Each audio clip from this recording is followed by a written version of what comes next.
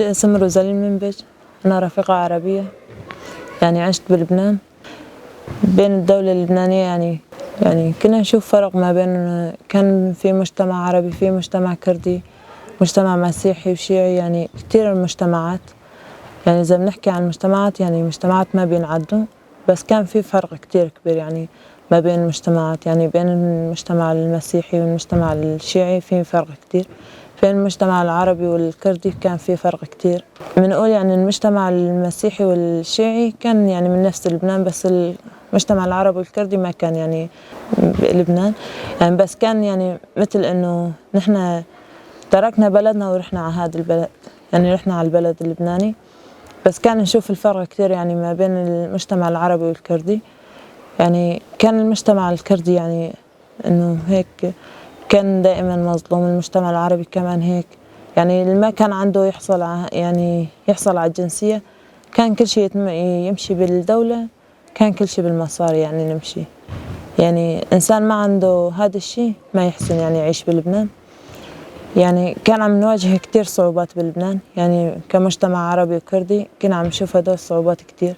يعني بنقول المجتمع اللبناني مجتمع عربي، بس بنقول يعني كمجتمع سوري يعني كنا عم نشوف كتير صعوبات بلبنان.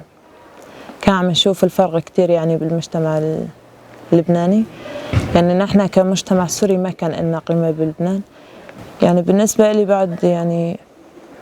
بعد فترة يعني من الزمن، يعني تعرفت على صفوف يبكة ويبجة. يعني حطيت في فكري يعني إنه بدي أنزل على سوريا مشان أنضم على صفوف يبكة ويبجة. يعني نزلت من لبنان، يعني شفت كل هذا التعذيب، شفت كل الإهانات. نحن كان كتير يتوجه لنا كلام، يعني نحن كمجتمع سوري، يعني من ناحية العرب، يعني من ناحية الكرد، يعني كان كتير عم يتوجه لنا كلام ما منيح. يعني إذا بنذكر عن هذا الشيء الكلام اللي ما منيح، يعني بعرف إنه في تأثير كتير كبير. يعني بالنسبة لي تأثر علي هذا الشيء كتير كبير. يعني بالنسبة لي لما وصلت على سوريا، وصلت على الشام، يعني دولة سورية، يعني حكومة سورية، بس يعني مثل الطرز اللبناني، يعني مثل الحكم اللبناني، يعني ولسه ما في قيمة. يعني إذا بنقول إنه كان نحن يعني عرب وهن عرب، بس ما كان في إلنا قيمة.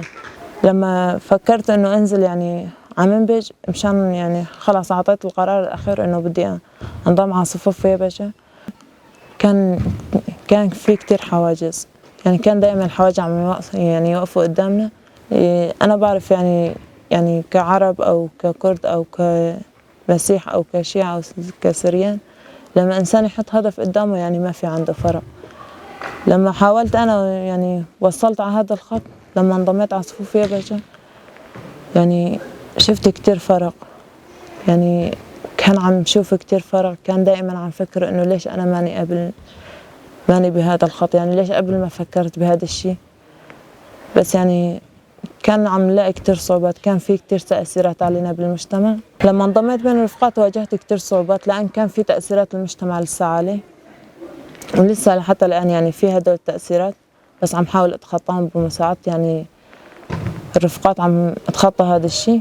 وكمان لما صار تحرير منبج، يمكن أنا ما كنت منبج، يعني لما كنا نشوف الرفقات كيف يستشهدوا، لما كنا نشوف كيف الرفقات يساعدوا المجتمع العربي، يعني لما صار تحرير منبج ما في يعني مجتمع عربي بين صفوف يبكة ويبجة.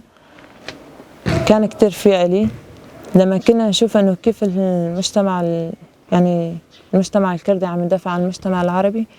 كان هذا الشيء يعني كتير يعني هيك كتير كبير من شان المجتمع العربي.